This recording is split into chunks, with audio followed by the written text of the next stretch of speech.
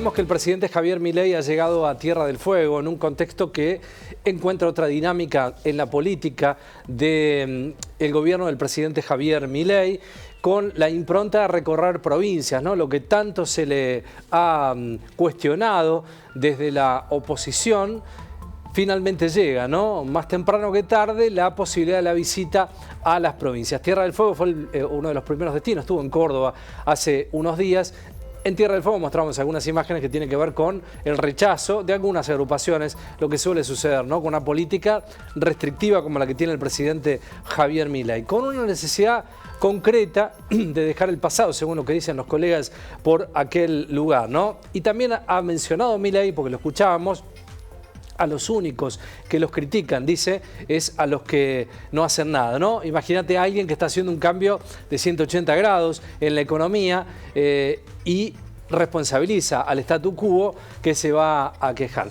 Parte de estas cuestiones que deja el presidente Javier Milei en un efecto preelectoral, que es lo que se viene, no queda nada para las elecciones del mes de octubre. Y allí está el presidente también con una circunstancia que no han leído muy bien desde Casa Rosada, que tiene que ver con esta caída importante en la imagen, caída libre de 8,2 puntos. Lo ha publicado la Universidad Torcuato Di Tella en el día de hoy. 8,2 puntos es el volumen que ha perdido el presidente Javier Milei. Imagínense en un contexto electoral donde todo es muy sensible y donde algunos datos que vamos a compartir más adelante con placas tienen que ver con números que empiezan a preocupar al gobierno del presidente Javier Milei. Todos se hacen fuerte en esta instancia. Hay un crimen, un triple femicidio que ocurrió la semana pasada en Florencio Varela, allí en Buenos Aires, con un contexto y una arista de esta instancia, ¿no? Que decimos preelectoral, este efecto preelectoral que todo lo distorsiona, ¿no? Hay que mirar todo con lupa porque en estas instancias preelectorales hay que hacer una lectura fina respecto a las cuestiones que se plantean. Esta mañana habló el gobernador de la provincia de Buenos Aires, que es uno de los que ha empezado a tener más músculo político a partir de las elecciones en la provincia de Buenos Aires, donde claramente empieza a ser el candidato del peronismo de cara a 2027, ¿no? Presidencial. Le sale a responder y a manifestarle al presidente Javier Milei sobre la ausencia del Estado que desencadena algún tipo de estas cuestiones. Esto decía el gobernador de la provincia de Buenos Aires esta mañana, Axel Kicillof. Es un caso más que demuestra que la ausencia del Estado, la ausencia de oportunidades, la ausencia de un futuro mejor para los pibes y pibas desencadena, por supuesto, la posibilidad de la expansión del narcotráfico. Así que en ese sentido, lo que tengo para decir de nuevo es nuestro abrazo, nuestro acompañamiento, nuestro pésame a las familias y nuestra plena disposición para seguir trabajando para que esto no quede impune, para quienes son responsables, que quienes son responsables paguen sus condenas. Muchas gracias. Bueno, muy mesurado un Kicillof que ha también sabido leer las condiciones de lo que viene y busca otro perfil antagónico al del presidente Javier Milei. Fue entrevistada Patricia Bullrich respecto a esta cuestión que manifestábamos, este triple crimen que ha conmocionado a todo el país por las características que ha mostrado y manifestado. Liviana, en sus declaraciones, dice Bullrich, esta organización, bueno, no estaba en el radar nuestro, ¿no? Del trabajo del Ministerio de Seguridad. Vamos a escucharla. Bueno, a ver, es un caso sin duda de un crimen mafioso, con todas las características de un crimen mafioso, perpetrado por un grupo de personas, una organización que no estaba dentro de lo que puede ser el radar de las organizaciones que se persiguen, ¿no? Que se las busca de manera permanente, se las desarma, se las desestructura. ¿No estaba? No, este señor asesino Pequeño J no estaba ni en el radar de la provincia de Buenos Aires, ni en el de la ciudad de Buenos Aires, y tampoco en el radar nacional. Nosotros tenemos un trabajo sobre todas las organizaciones criminales de la Argentina, en general basadas en narcotráfico. Bueno, no estaba en el radar. Sin embargo, todos los que estaban en el lugar conocían las actividades que realizaban allí en esa casa, ¿no? Cuestiones que cuesta entenderlas, ¿no? Uno agradece la honestidad, indudablemente, siempre por sobre todas las cosas, pero que no exista en el radar, bueno, llama mucho la atención. Se ha instalado también la discusión, el debate por esta bendita grieta que tiene la Argentina sobre la circunstancia y la calificación, ¿no?, de este crimen, ¿no?, sobre la hipótesis del femicidio respecto a una sociedad que está muy rota respecto a estas cuestiones y al debate, ¿no?, de los rótulos respecto a un crimen horrendo que ha sucedido en nuestro país. Habla Natalia Gerardi, que es directora ejecutiva del equipo latinoamericana de justicia y género, para poner blanco sobre negro sobre algunas definiciones que tienen que ver con crímenes de estas características.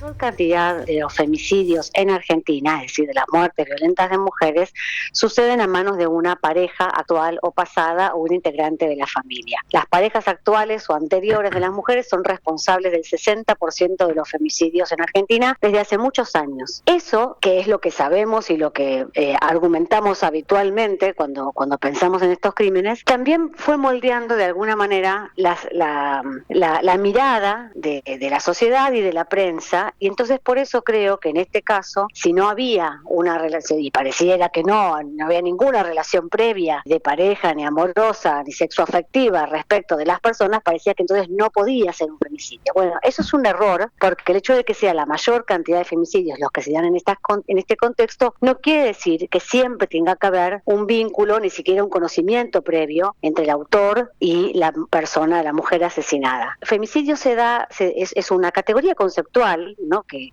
en realidad en el Código Penal argentino es un homicidio agravado, en este caso agravado por mediar violencia de género. Es una categoría que hace referencia a un modo particular de asesinar, de dejar marcas en el cuerpo de la mujer, del contexto en que se descarta el cuerpo, si hubo agresión sexual en el marco del crimen, etcétera. Y básicamente lo que se deja de analizar, si no se considera esta hipótesis desde el inicio, es justamente mirar las pruebas, analizar la autopsia, relevar el contexto del hallazgo del cuerpo, buscar ciertos testimonios. Bueno, porque esa tiene que ser una hipótesis investigativa que puede convivir con otra o con varias, ¿no? Pero bueno, ese es el trabajo de la investigación. Siempre es importante escuchar estos conceptos, estas definiciones, en un mundo tan dinámico y con tanta cuestión, ¿no?, que aturde, ¿no?, donde no nos escuchamos y donde hay que empezar a atender también las características de lo que la justicia considera el femicidio. Lectura en clave política, lo decíamos, en este efecto preelectoral, hablando de las situaciones que sucedieron la semana pasada respecto también a las retenciones cero, ¿no? Parte de esta dinámica de la política del gobierno y parte de esta editorial, porque así es la política del gobierno del presidente Javier Milei, ¿no? En la variabilidad de los temas. Tratamos de abarcar algunas cuestiones que han ido sucediendo en las últimas horas para tratar de entender y entendernos entre todos en esta clave preelectoral que han significado algunas cuestiones que han sucedido. Y cambiando el ángulo y hablando de las situaciones económicas, hablamos de las retenciones cero, esta motosierra sobre la ganancia extraordinaria, y en esta clave preelectoral donde todos también, es una instancia, hablo de todos, hablo de la oposición y hablo del gobierno nacional, en este caso Santoro, el diputado de Unión por la Patria, haciendo un resumen de lo que ha significado esta circunstancia de retenciones sí, retenciones no, y cuánto afecta la motosierra del gobierno del presidente Javier Milei. En 72 horas, 8 empresas se quedaron con 1.700 millones de dólares, sin hacer nada. Plata que es de los argentinos. Ahora, ¿hay alguien que se la quedó? Son 8 o 9 empresas. Lo usaron al campo. Miren que bien, los productores agropecuarios van a cobrar más por lo que siembran. No, el productor agropecuario cuando fue y le liquidó a cualquiera de estas empresas, a Dreyfus, a Bunge, a cualquiera, le tuvieron que pagar con las retenciones adentro. Después ellos venden sin las retenciones. 1.700 millones de dólares en 3 días, loco, en ningún país del mundo. El proyecto que yo presenté es un aporte extraordinario para esas operaciones, para las que ingresaron en el registro. No es un impuesto al campo. Ni siquiera es un impuesto, es un aporte extraordinario solamente esas operaciones. Es un instrumento para recuperar la guita que ustedes le regalaron a 9 tipos. Lo que nosotros decimos es, si este proyecto que yo estoy presentando de aporte extraordinario para estas utilidades excepcionales se hace ley, que esa plata vaya a los jubilados con un bono directo, $200 para cada jubilado. A ver si entendemos. Son cifras inimaginables. Es inimaginable. Es un siglo y medio de coimas de Karina del 3%. Bueno, allí estaba Santoro en clave electoral, ¿no? También y explicando lo que habíamos manifestado aquí la semana pasada respecto al proyecto de Santoro en clave preelectoral, ¿no? Todo hay que leerlo de esta manera, más allá de si se realiza o no este cambio que plantea Santoro. Pero hay que manifestarlo, básicamente, y tratar de entenderlo de la mano del propio gestor, ¿no? Del diputado de Unión por la Patria. Vamos a cambiar, continuando en esta línea editorial, hablando de una cuestión también que tiene que ver por estas horas con un conflicto que le encuentra al diputado Espert en el centro de la escena. ¿Por qué? Porque ha aparecido Alfredo Machado, sindicado, convertido en el centro de las miradas en las últimas horas, luego de que la justicia estadounidense obtuviera finalmente un dato contable que vincula al diputado y candidato de la Libertad Avanza, José Luis Espert. Habría un vínculo allí, señalado como financista de la campaña de José Luis Espert, a quien habría aportado $200.000. En el centro de la escena está esa circunstancia mediática hoy, ¿no? Allí un avión privado donde habría compartido un vuelo, por lo menos que lo hizo público, José Luis Espert, ¿no? Según se investiga bajo esta fachada de su empresa con sede en Florida, Machado, ¿qué hacía? Compraba aviones de manera fraudulenta, utilizaba registros falsos y luego trasladaba estas aeronaves que compraba a Colombia, a Venezuela, a México para contrabandear grandes cargamentos de cocaína hacia los Estados Unidos. Allí, en esta circunstancia tan compleja, está el diputado José Luis Espert, que sale a aclarar también en este efecto preelectoral algunas de estas cuestiones, ¿no? Para tratar de despegarse. ¿Qué decía Espert? Sorprendió, porque además fue la tapa del diario de Perfil de hoy. Fred Machado, así se llama este hombre. Sí, esta operación, esta campaña sucia viene de 2021. Desde que yo estuve peleando por la Diputación del 21, arrancó esta campaña sucia y no se renuevan, siempre envuelve el economismo, así que es parte de eso. Pasó en el 2005 con Enrique Olivera, donde el kirchnerismo le inventó una cuenta falsa sin declarar, pasó en el 2009 con de Narváez, pasó en el 2017 a Patricia Buble, que le quisieron tirar a... La nota dice que usted lo conoce a este Fred Machado, que participó alguna vez de una presentación de un libro suyo. Pero en enero o febrero de 2019 yo agradecí a una persona que me habían presentado que quería presentar mi libro en Vietnam. Obviamente le agradecí si me llevó en su avión. Sí. Ahora, se imagina que si yo hubiera sabido que esa persona era esto, no estaría agradeciendo los cuatro vientos, ¿no? Ahora me gusta más Espert. Bueno. ¿Te encantan entonces las personas que roban plata de campaña, que maltratan a la gente, que son misóginos? Eso te gusta. ¿Eso es Espert? Eso es Espert. Pero... Es una persona traicionera. ¿Sí? Yo estuve desarmando tongos en Despertar. ¿Haciendo qué? Desarmando tongos. ¿Tongos cómo? Se quedaron con la plata de la campaña y tuvieron problemas con narcos. Eso lo sabes, ¿no? No, contámelo. ¿No sabes? ¿Para eso te invité? Contámelo. No lo invitaste para eso. Por Dios que sé. Pero hija, ¿para qué viniste? ¿Queremos hacer un juego de palabras? Me invitaste. Te canto el retruco, pero bueno, ¿por qué? ¿Qué narco? No puedes decir que preferís a Espert antes que... ¿Pero qué pasó con Espert? Te pregunto. ¿Vos te acordás que le tiraron un piedrazo al auto? Sí. ¿Vos crees que fue un piedrazo? ¿Y que fue un balazo? ¿Por merca? No. A ver, ¿qué pasa si alguien te financia a vos una campaña? ¿Y a Milei quién lo financia? Los ómnibus que estaban hoy en la puerta de Arenas ahí. No, bueno, esa gente... No, pregunto. Va porque quiere. Bueno, estas son las fracturas que tiene el gobierno del presidente Javier Milei respecto a circunstancias gravosas, muy complicadas. Imagino que la justicia ya ha empezado a obrar de oficio, ¿no? Ante tamañas denuncias mediáticas, ¿no? De la diputada. Si es así, indefectiblemente debiera actuar la justicia de manera inminente. Con este vínculo que Espert no se logra despegar con esta campaña que ha sido financiada, ¿se dan cuenta porque la dinámica de esta editorial también refleja la dinámica de hace 2 años del gobierno del presidente Javier Milei. Son todas puertas abiertas que se van dejando y en algún momento la justicia debe hacer un barrido, empezar a trabajar, ¿no?, de manera consciente, clara, efectiva, sobre denuncias que parecen naturalizarse en los medios de comunicación, que son gravísimas, ¿no? Gravísimas lo que se manifiesta en estos últimos tiempos. Sebastián Lacunza, que es periodista del diario AR, habla a las claras y manifiesta tener una comprobación directa que tiene confirmado por fuentes que Esper con Machado, con Fred Machado, con Alfredo Machado, con esta persona que se lo sindican, por lo menos 4 encuentros en 2019 y hay más. Vamos a escucharlo a Lacunza a ver qué decía. No, menos, cientos, todos te diría coinciden. El principal aportante, algunos dicen el único aportante, y varios encuentros. Por eso ayer cuando Esper dice, se confunde el mes, dice enero, febrero del 2019. No, fue abril del 2019 el viaje había además. Dice, la única vez que lo vi, le agradecí, pero bueno, porque no sabía qué lo que era. No, yo tengo confirmados, te diría, con una decena de fuentes, por lo menos 4 encuentros durante 2019 en 4 meses distintos. Y después hubo más. Bueno, habrá que encontrar las explicaciones. La justicia deberá actuar ante un caso muy grave, ¿no? Indudablemente, si es así y si se comprueba como en off se manifiesta.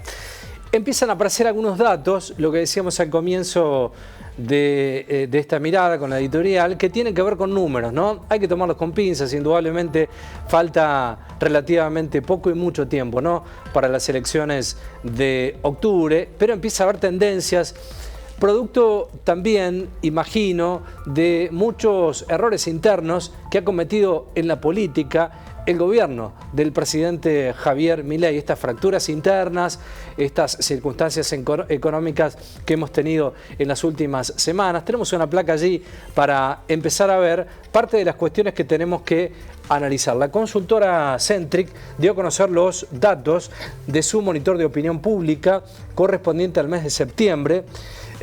La intención de voto, fíjense, muestra un crecimiento significativo de Fuerza Patria que alcanza el 41%, cuando el mes pasado se ubicaba en 36,8%, es un montón. Por su parte, La Libertad Avanza obtendría un 35% de los votos, ¿no? Los dos primeros allí respecto a los números, ¿no?, que hablamos, y este cambio dinámico en las tendencias de las imágenes. Fíjense, el 11% en un gris allí de indecisos y en un 5%, según esta consultora, Provincias Unidas, que es el bloque de los 6 gobernadores que no logra tener, si los datos finalmente se ratifican, el vuelo que uno imaginaría, ¿no? 5% es lo que se maneja, por lo menos en el cierre del mes de septiembre. Todo es muy dinámico, todo va a cambiar, pero preocupa y mucho al gobierno estos valores donde Fuerza Patria está cambiando las tendencias fundamentalmente de cara a las elecciones de medio término del mes de octubre. Vamos a escucharlo para cerrar a Gustavo Marangoni, que es politólogo y habla de algunas cuestiones que tienen que ver fundamentalmente con el ministro de Economía, Caputo. Dice que jamás pisó una fábrica, que no tiene la autoridad como ministro de Economía para hablar de producción, si mínimamente no ha tenido el contacto y el vínculo con empresas en nuestro país, fundamentalmente si en su vida ha visitado una fábrica. Vamos a ver qué decía. Es un dólar barato, financiado por el endeudamiento y apertura comercial de una manera irresponsable. Vos no podés combinar las dos cosas a la vez, no lo hace nadie, es suicida. Vos decís, voy a bajar toda la protección y además te voy a dar un dólar barato. Marangoni, acá. Sí. ¿Y por qué el gobierno hace eso? ¿Cuál es el fundamento para vos? Y quiero creer que no es vamos a cometer un error, lógicamente. Para vos, ¿cuál es la lógica del gobierno en esto? En primer lugar, porque tiene como ministro de Economía alguien que en su vida pisó una fábrica. Yo te pregunto o les pregunto, ¿cuándo escucharon al ministro de Economía de la Argentina hablar de producción? Jamás. ¿En serio? Busquen la palabra producción, busquen la palabra trabajo, crear trabajo, empleo. Desarrollo. Bueno, no, eso ya es estilizar demasiado. Entonces digo, cuando vos tenés gente de las finanzas en el Ministerio de Economía, cuando vos tenés en el Ministerio de Desregulación quien desarrolla de acuerdo a lo que escribieron oportunamente estudios jurídicos privados para regular actividades que las desarrollan los abogados de las mismas empresas que van a ser reguladas. Cuando vos tenés de los dos lados del mostrador a representantes de las empresas, pero de una manera obscena. Entonces, cuando se habla de la Argentina, de los privilegios, de los curros y de todas esas cosas, habría que empezar a explicar con mayor nivel de detalle quién es quién y por qué se hacen las cosas que se hacen. Entonces, cuando por segunda vez tenemos un ministro de Economía que vuelve a aplicar la política del endeudamiento sin preocuparse en la generación de dólares genuinos, la respuesta es esto que está pasando. Esta es una de las cuestiones, ¿no? Hablar de producción, me parece que es clave, por eso cerramos con esto, ¿no? La producción es uno de los valores y los ejes fundamentales de un país como la Argentina. La economía regional, las producciones regionales, esto que parece que el gobierno empieza a entender, que es recorrer las provincias de nuestro país. Bueno, ojalá el gobierno haya entendido la lección que ha tenido en las últimas semanas y se empiece a hablar en esta Argentina de producción.